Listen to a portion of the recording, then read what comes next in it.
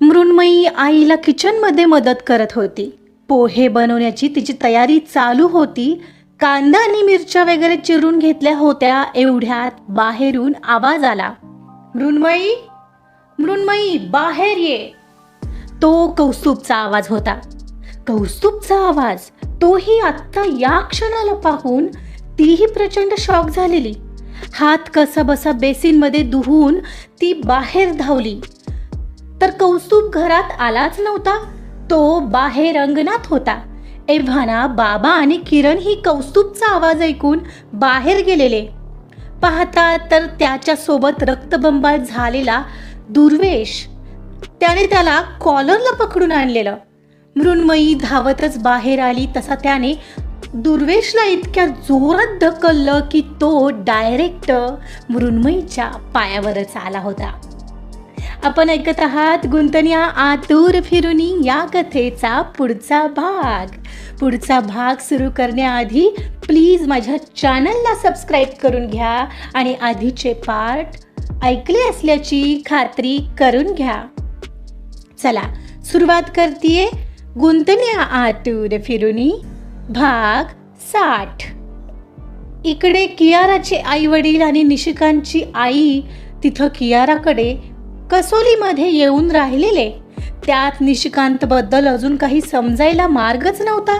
अन वेळ जाईल तसं सर्वांचं टेन्शन आणखीनच वाढू लागलेलं. बघ ना ममा, आत्ता कुठं मला त्यांची सवय लागली होती तर हे असं का झालं असेल माझ्यासोबत. कियू, काही गोष्टींना आपण काय करू शकतो, त्यांचं कामच तसं आहे. आपण पॉझिटिव्ह राहूया, ते येतील ग परत. सरकारचे प्रयत्नही तर चाललेत ना, मग होईल काहीतरी. तू सावर बरं स्वतःला.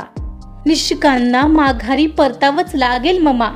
त्यांनी मला प्रॉमिस केलंय. आता मी नाही राहू शकणार त्यांच्याशिवाय. ती आताही ते कसे असतील या विचाराने अस्वस्थ होत म्हणाली. त्याने परतावं तिला असं मनापासून वाटत होतं, पण काही गोष्टी आपल्या हातात नसतात याचा ती आता अनुभव घेत होती.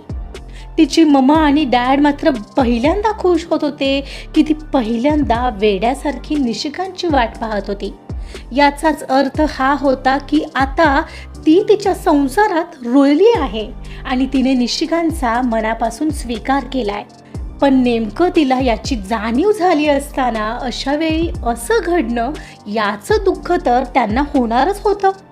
शेवटी त्यांच्या मुलीचा संसार आणि तिचं सुख ही तर त्यांना हवं होतं.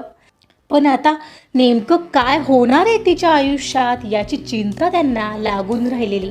कारण त्यांच्या सुटकेसाठी चाललेल्या सरकारच्या प्रयत्नांना म्हणावं असं यश येत नव्हतं. मृण्मयीच्या घरी मुलीकडचे लोक येणार होते किरणच्या लग्नाची पुढची बोलणी करायला. मृण्मयी ही तयार होत होती अगदी नाईलाजास्तव.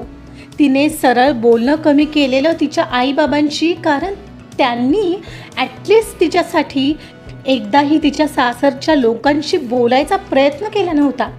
उलट ती आली आहे तर घरात चालू लग्नात तिच्यामुळे व्यत्यय येईल असंच त्यांना वाटत होतं, जे त्यांच्या वागणुकीतूनही दिसत होतं. तिला आत्ताही त्यांच्यासमोर तयार होऊन यायला तर सांगितलेलं, पण तिला नवऱ्याने सोडलंय हे मात्र सांगायची मुभा नव्हती. ती फक्त आवर्जून या बैठकीसाठी आली आहे असं दाखवणार होते. शिवाय तिला त्यांच्यासमोर जास्ती बोलायचं नाही, थोडक्यात जे काय असेल ते उत्तर द्यायचं असं समजावलेलं. अजूनही तेच चालू होतं इथे. तिला कौस्तुभच्या घरच्यांची आठवण आल्याशिवाय राहिलीच नाही. किती प्रेमळ लोक होते ते. सासर असून सुद्धा सासरी आहोत याची जरा म्हणून जाणीव देत नसायचे. म्हणूनच ती आता सरळ जॉब पाहायचा विचार करत होती. शिवाय त्यांच्या घरातून बाहेर पडण्याचाही विचार करत होती. यावेळी नक्षत्रानेच तिला तयार केलेलं आणि थोडीशी धीट झालेली ती तसा विचार सुद्धा करत होती. पण एक गोष्ट तिला अजूनही सतावत होती, ती म्हणजे पुन्हा दुर्वेश समोर आला तर, पुन्हा त्याने अडवलं तर आणि पुन्हा तसाच काही प्रयत्न केला तर. कारण या गोष्टींशी लढण्याची अजूनही तिची मानसिक तयारी तेवढी झाली नव्हती. तशा प्रसंगाची आठवण जरी आली तरी तिला प्रचंड टेन्शन यायचं. आता कौस्तुभचं तिच्या पाठीमागे ठाम उभं असणं यावेळी तिला खूप गरजेचं वाटत होतं. 2 दिवसात कसलाही फोन होता ना मेसेज होता त्याचा. ते जरी आठवलं तरी तिला उदास वाटत होतं.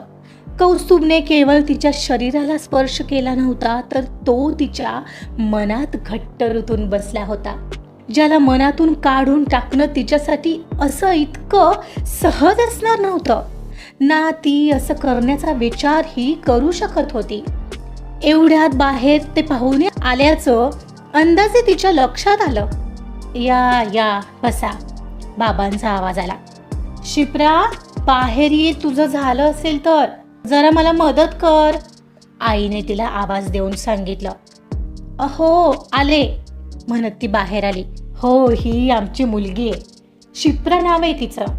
तिला बोलावून घेतलं, म्हटलं ये, बोलणी आहेत तर. बाबांचे खोटे शब्द बाहेर येताना तिच्या कानावर पडले, सोबतच ते खुणावत होते. तिला बरोबर कळलं. नमस्कार अंकल आंटी, तिने त्यांच्याकडे पाहून हात जोडले. हो बसा बेटा. नाही नको, ती म्हणत होती एवढ्यात. अहो म्हणजे येईल ती, पण आता जरा मदत लागेल ना तिच्या आईला तिची. जा तू आत, बाबा म्हणाले. हो शिप्रा, चल ना, थोडी मदत कर मला किचनमध्ये. आई ही बाबांच्या सुरात सूर मिसळून म्हणाली. आलेच, म्हणत गोड हसून मृण्मयी आत किचनमध्ये आली आणि किचनमध्ये येत आईला म्हणाली, तुलाही असंच वाटतंय का आई, मी त्याचं लग्न मोडेन? खरंच आई? अगं तसं नाही ग, कुठे त्या दोघांच्या नादी लागतेस, तुला माहितीत ना ते कसे आहेत. याचमुळे आई त्यांचं फावलंय. सोड, तू पोह्यांचं भिजव, आई म्हणाली. तसं तिनं गपगुमाने पोहे भिजवायला घेतले. मृण्मयी आईला किचनमध्ये मदत करत होती. पोहे बनवण्याची तिची तयारी चालू होती. कांदा आणि मिरच्या वगैरे चिरून घेतल्याच होत्या. एवढ्यात बाहेरून आवाज आला. मृण्मयी, बाहेर ये. तो कौस्तुभचा आवाज होता. कौस्तुभचा आवाज, तोही आत्ता या क्षणाला पाहून तीही प्रचंड शॉक झाली. हात कसाबसा बेसिनमध्ये धुवून ती बाहेर धावली, तर कौस्तुभ घरात आला तर नव्हता, पण तो बाहेर अंगणातच थांबलेला. एव्हाना बाबा आणि किरण ही कौस्तुभचा आवाज ऐकून बाहेर गेले. पाहतात तर त्याच्या सोबत रक्तबंबाळ झालेला दुर्वेश, त्याला त्याने कॉलरला पकडून आणलेलं. मृण्मयी धावतच बाहेर आली. तसा त्याने दुर्वेशला इतक्या जोरात ढकललं की तो डायरेक्ट मृण्मयीच्या पायावर आला. तो तिच्या पायावर पडणार एवढ्यात ती मागे सरली. तीही प्रचंड आश्चर्यचकित झाली होती. त्या दुर्वेशला कौस्तुभ घेऊन आलेत पाहून. आता तर आई आणि ते पाहुणेही बाहेर आले, काय चाललंय हे पाहायला. माफी माग तिची, माफी माग की पुन्हा तिच्या वाटेला जाणार नाहीयेस, आणि गेलास तर मी काय करेल हे तुला माहितीच आहे. खाली पडलेल्या दुर्वेशच्या मानेवर पाय दाबून तो त्याला म्हणत होता, मला माफ करा, मी चुकलो, प्लीज मला जाऊ द्या आता. तो तसाच आडवा झालेला, जसा देवाला लोटांगण घालून हात जोडतात. माफ करा, जाऊ द्या, बस झाली, उतरली तुझी खुमखुमी, हलकट माणूस. त्याला म्हणतच त्याने आणखी एक लाथ मारली आणि बाजूला होत म्हणाला, जा निघ आत्ताच्या आत्ता, नाहीतर माझ्या हातून आज तू मरशील. नको, मी जातो, म्हणत तो धावता येत नसतानाही कसाबसा निघून गेला. हेच आधी केलं असतं ना तुम्ही लोकांनी, तर हा आला नसता असा इथे त्रास द्यायला. पण यांना फक्त पळपुटेपणा माहितीये. वस्तुस्थितीपासून कसं पळायचं हे या लोकांकडून शिकावं. कौस्तुभ तिच्या घरच्यांकडे बोट दाखवत म्हणत होता, कौस्तुभ प्लीज सोडा ना, जाऊ द्या, आता सगळं हे नको, आपण नंतर बोलू. पाहुणे आलेत घरी, त्याच्या लग्नाचं ठरवायचं चाललंय. मृण्मयी घाबरून त्याच्या जवळ आली आणि शेवटचं वाक्य हळूच त्याला म्हणाली, जेणेकरून हा तमाशा थांबेल आणि उगाचच त्यांच्या लग्नात व्यत्यय यायला नको. तसा कौस्तुभ मोठ्याने उपहासात्मक हसला. ओ अच्छा, याचं लग्न ठरवायचं चाललंय, ते मोडायला नको ना? का? फक्त याचीच काळजी आहे का त्यांना? मग तू कोण आहेस? का तू मुलगी आहेस म्हणून? अच्छा, ही आहे का मुलगी? तो पाहायला आलेल्या त्या मुलीकडे पाहत म्हणाला. आणि पुढे तिच्या आई वडिलांना म्हणाला, बर का अंकल आंटी, आणि तू सुद्धा, मी तर सांगेल बिलकुल लग्न करू नकोस या मुलाशी. जो आपल्या बहिणीचा रिस्पेक्ट करत नाही तो बायकोचा काय करणार आहे. कौस्तुभराव, हा विषय आता नको, प्लीज आपण बोलू, बसून बोलू, पण हे असं नको. मृण्मयीचे बाबा आता मध्ये पडले. आत्ता बोलायचंय का तुम्हाला? आत्ता? 2 दिवस झालं मी तिला सोडून गेलोय, तर एकदा तरी साधा फोन करावा वाटलं का तुम्हाला तिच्यासाठी? यावरूनच कळतं तुम्हाला किती काळजी आहे तिची. सोडलं तर सोडलं नाही का? विचार करा, हे लोक स्वतःच्या मुलीला इतकं कमी लेखतात, त्यांना तिच्या आयुष्याची एवढीही पडलेली नाहीये. ते लोक तुमच्या मुलीला सून म्हणून काय ट्रीटमेंट देतील घरात?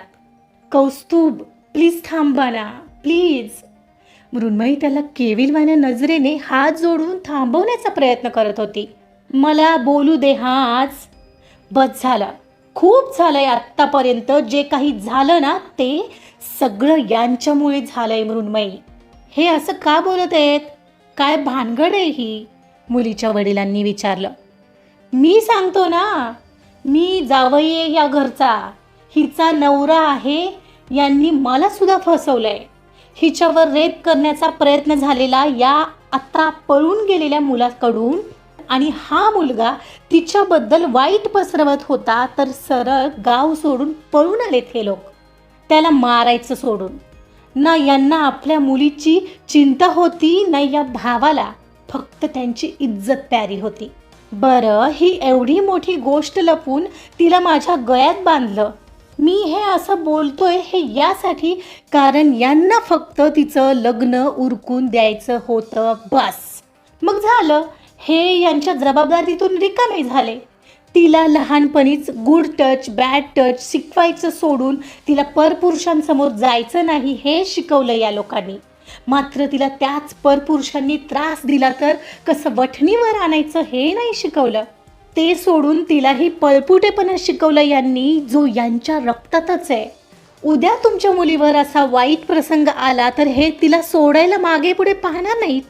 अशा मुलाशी लग्न करणार आहात तुम्ही तुमच्या मुलीचं? जर आपल्या जावई आणि मुलीमध्ये काहीतरी झालंय तर ते नातं संवाद साधून व्यवस्थित करावं असंही यांना वाटत नाहीये. ते उद्या तुमच्या मुलीबाबत काय समस्या निर्माण झाल्यावर काय करतील विचार करा. असं नाहीये कौस्तुभराव, आम्ही चुकलो. कुठल्या तोंडाने तुमच्या समोर येणार होतो? मान खाली गेली होती म्हणून प्रयत्न सुद्धा करायचा नाही का? तुम्हाला त्याची काही काळजीच नाहीये का? नाही यार, मी कोणाकडून अपेक्षा करतोय? मृण्मयी, तुझी बॅग भर. नाही, तू ना खरंच चुकीच्या घरात जन्म घेतलायस. तू आत्ता माझ्यासोबत येते आहेस. मी तुला या घरात एक क्षणभरही ठेवणार नाही. आजपासून तुझा या घराशी कायमचा संबंध संपला. जा आवर पटकन. तो तिला सोबत नेतोय या विचारानेच ती खुश आणि आश्चर्यचकित झाली होती, तरीही तिच्या तोंडून गेलं. आत्ता? हो आत्ता. का? तुला यायचं नाहीये का माझ्याबरोबर? नाही, असं नाहीये. मृण्मयी, तुझ्याकडे 5 मिनिट आहेत. 5 मिनिटाच्या आत तुझी बॅग घेऊन बाहेर नाही ना आलीस तर मी इथून निघतोय. मग मारू नकोस. ओके, आलेच मी. ती तिच्या आईबाबांकडे एक वार पाहत पटकन आत निघून गेली. मिस्टर प्रकाशराव, आम्ही येतो. हे लग्न मोडलं म्हणून समजा, आणि आम्ही आता पुढे जाऊ इच्छित नाही. हे सगळं ऐकल्यावर कोणते आई वडील आपल्या मुलीला अशा घरी देतील? अहो ऐका तर आमचा, आम्ही खरंच असं काही वागणार नाही. मी तुम्हाला वचन देतो, हवं तर प्लीज असं नातं तोडू नका. अहो मगाशीही तुम्ही खोटं बोललात की तुम्ही तुमच्या मुलीला फक्त बैठकीसाठी बोलवून घेतलंय, पण यांनी सोडलेलं आणून. किती विचित्र आहेत हे लोक. खोटं तरी किती बोलावं. अहो ते फक्त हे लग्न मोडू नये म्हणून. प्लीज समजून घ्या, तुम्हाला फसवायचं नव्हतं. काय माहीत आणखी काय काय लपवलं असेल तुम्ही आणखी. आणि अशा घरात मी तरी माझी मुलगी देणार नाही. तिचे काय हाल करतील हे लोक काय माहीत. त्या मुलीची आई म्हणत होती आणि ते सरळ निघून गेले. कौस्तुभराव, प्लीज त्यांना थांबवा. प्लीज असं करू नका. मृण्मयीचे बाबा हात जोडत होते कौस्तुभला. आणि तिकडं किरण आतल्या आत चिडलेला हे लग्न मोडतंय पाहून अजूनही लक्षात येत नाहीच ना तुम्हाला की तुम्ही प्रचंड चुकलाय तिच्याबाबत. अजूनही मान्य करत नाहीत. इतका स्वार्थीपणा बरा नव्हे प्रकाशराव. अजूनही फक्त मुलाचाच विचार करताय. मग तिला जन्मच का दिलात हो? I am sorry. तुमचा माझा आता काहीच संबंध नाही. आता तर नाहीच. कुठल्या प्रकारची माणसं आहेत ही यार. तो आता सरळ सरळ त्यांच्याकडे पाठ करून म्हणत होता. एवढ्यात मृण्मयी तिची बॅग घेऊन ओढतच कशीबशी बाहेर येत होती. कौस्तुभने ते पाहिलं तसा घरात न जाताच त्याने ती बाहेर घेतली. जोपर्यंत तुम्हाला तुमच्या मुलीबद्दल काही वाटत नाही तोपर्यंत तुमच्या घरी ती येणार नाही असं समजा. ती मेली आहे. आणि लक्षात ठेवा, जिथं तिला मान नसतो तिथं लक्ष्मी सुद्धा वास नाही करत. चल मृण्मयी. तो तिचा हात पकडणार एवढ्यात किरण मृण्मयीवर चिडून धावला. शेवटी तू माझ्या आयुष्याची वाट लावलीस तर. सतत राहू सारखी माझ्या कुंडलीवर फिरत असतेस. काय बिघडवलंय मी तुझं. पण तिच्यापर्यंत पोहोचेपर्यंत कौस्तुभने त्याला अडवलेलं आणि आता मात्र त्याचा गळा त्याच्या हातात होता. त्याला तसाच पकडून त्याने कधी भिंतीत रेटलं त्याच्याही लक्षात आलं नव्हतं. आजचा पार्ट इथंच संपलेला आहे. कसा वाटला आजचा पार्ट प्लीज आपल्या कॉमेंट्समधून नक्की कळवा. आणि कथा आवडत असेल तर प्लीज प्लीज सबस्क्राईब करा. तुमचा एक सबस्क्राईब मला पुढे नेऊ शकतो. आणि ज्यांनी पण माझ्या सांगण्यावरून मला सबस्क्राईब केलं त्यांचे खूप खूप आभार. तुम्हाला काय वाटतं, दुर्वेश आता कौस्तुभचा मार खाईल ना? बघूया काय होतंय पुढील भागामध्ये. ऐकत राहा गुंतण्या आतूर फिरूनी. कथा आवडत असेल तर प्लीज लाईक करा, सबस्क्राईब करा आणि शेअर सुद्धा करा. Thank you so much.